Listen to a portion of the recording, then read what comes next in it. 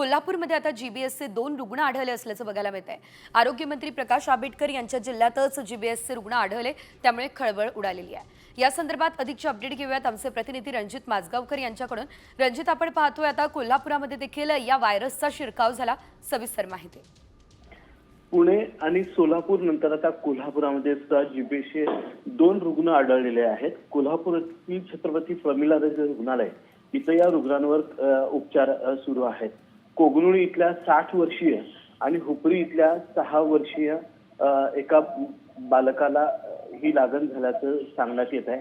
मात्र यापूर्वी सुद्धा जीबीएसचे रुग्ण कोल्हापुरात आढळले होते आणि ते ठणठणीत बरे होऊन पुन्हा घरी परतल्याचा दावा कोल्हापूरचे छत्रपती प्रमिला रजे रुग्णालयाच्या वतीने करण्यात आलेला आहे।